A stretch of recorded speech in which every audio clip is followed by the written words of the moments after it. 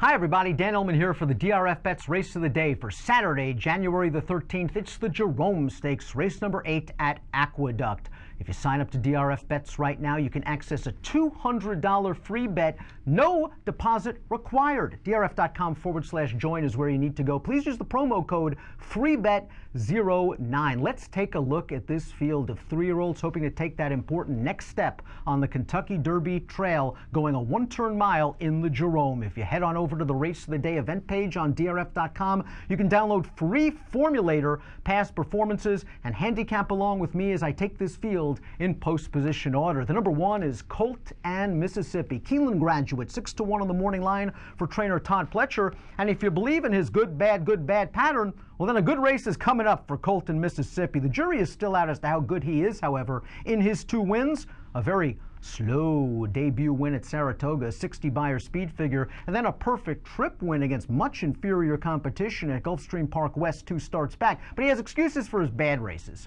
In his second lifetime start, the Sapling, he basically bolted going into the first turn and just gave himself no chance to win. And last time out, he caught a very wet and sloppy track at Gulfstream. He was also bumped coming out of the gate. He was on his right lead on the turn. Just didn't seem comfortable over a wet track. Blinkers come on for Pletcher. Perhaps he'll be able to focus better on the task at hand. I'd consider Colt and Mississippi on the bottom of single race exotics. The number 2 is 7 Trumpets, who's bringing a 2-race win streak into the Jerome. Both of those races sprinting, however. And this horse, to me, has kind of a sprinty pedigree. Comes out of a non-winners of one other than win at Churchill Downs. It was slower than the filly division of entry-level optional claimers on November the 25th. I do like this Colt's tactical speed. I think he's going to sit a good trip. I also think he's probably going to be the second choice in the wagering come post time, and I'm not sure I want him at any kind of a depressed price. I think 4-1 seems fair. Maybe we'll get 4-1 on 7 Trumpets.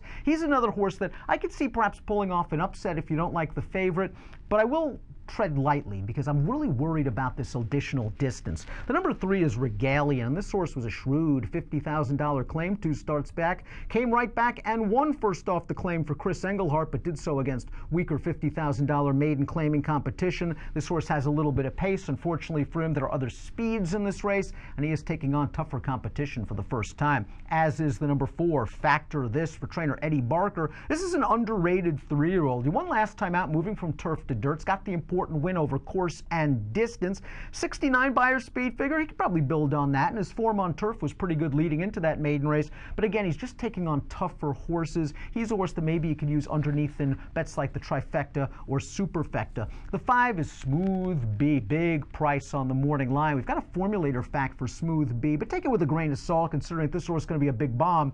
3%, 58-cent ROI over the past 3 years is this barn, with 3-year-olds making the second star off a layoff of 45 days or greater on dirt. Smooth B won over this 1 mile, 1-turn mile distance at Laurel 3 starts back, but it just seems every time he takes the step up in class, whether it's against horses like Engage or Bal Harbor or Prince Lucky, who we're going to see in the Lecomte Stakes at the Fairgrounds on Saturday, he just is left with too much to do, and it might be a similar situation here, especially considering this pace scenario. As we throw up the Timeform US pace projector, we've got Smooth B on the lead, but that red bar cause for concern. Fast pace could work against the number 5 Smooth B, especially if he is hounded by horses like the 6 and the 8. Let's talk a little bit about the 6 horse, Old Time Revival, who I think is an interesting horse. 10-1 on David Aragona's morning line. Junior Alvarado gets the call.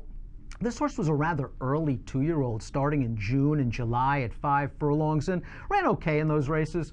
Certainly didn't set the world on fire, but I like what trainer Ken Decker did. He gave this horse several months to grow up, and when he returned on December 11th, it was a much improved version of Old Time Revival, because he bobbled very badly coming out of the gate. He soon recovered to prompt the pace in the 2-path. He actually was able to rate successfully after the first quarter mile, and then he turned on the afterburners. He left that pace setter in his wake. He kept on going, very professional, competitive Beyer speed figure of 75. Maybe if he sits off Smooth B like the pace projector and the pace isn't too fast, well, maybe he takes over the lead and turning into the stretch is going to try to hold off the horse to beat. And the horse to beat is undoubtedly the number 7, Firenze Fire. Not only a multiple graded stakes winner, this horse beat Breeders' Cup Juvenile winner Good Magic in the Grade 1 Champagne Stakes 2 starts back. He earned a 90 Beyer speed figure, and if he runs that race, he's not losing. the Jerome, especially with this formulator fact. Jason Service is a great trainer. Of the past 2 years, with 3-year-olds off medium-sized layoffs and dirt routes, he's won half a 10, $3.72 return on investment. Firenze Fire, the kind of horse that would benefit if that Timeform U.S. pace projector is right and there is a fast pace up front and a contested pace to boot. Here's my one concern with Firenze Fire. He won the Champagne 2 starts back with a 90 Beyer speed figure. He did it in a race that came apart. He didn't change leads in the stretch, looked a little bit uncomfortable. It wasn't really a surprise that Good Magic turned the tables on him in the Breeders' Cup Juvenile. If you strip the Champagne out of his past performances, he has an edge, but it's only a slight edge, not an edge really becoming of a 3 to 5 shot at post time. Firenze Fire, again, is way the horse to beat, and if he runs anything close to the Champagne, he's going to win. But I think you should, at least in the back of your mind, wonder, is the Champagne the anomaly? And is his other 4 races kind of more what Firenze Fire is?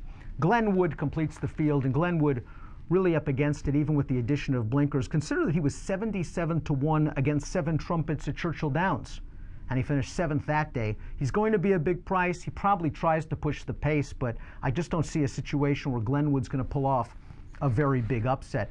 We take a look at my pick in the Jerome, and you have to respect Firenze Fire, but I want to take a small swing against with the number 6, Old Time Revival. I think 8 to 10 to 1 seems fair on the win end of things. If you kind of want to use 7 Trumpets, the 2 as a backup in multiple race wagers, fine, but you have to use Firenze Fire in any multiple race bet like the late pick 4. But for me, maybe a small stab to win on Old Time Revival, maybe getting the jump on Firenze Fire, turning into the stretch. Horse has a little bit of pedigree. Dam's a half to Awesome Feather, who in the Grade 1 Breeders' Cup Juvenile Fillies won something like 10 of 11 starts. Again, if you are playing the Aqueduct Saturday card from home, please consider DRF bets. A $200 free bet is just waiting on sign-up. No deposit required. DRF.com/join, promo code FREEBET09. An approximate post time for the Jerome. Race number 8 at the Big A on Saturday, 3:50 Eastern. Good luck.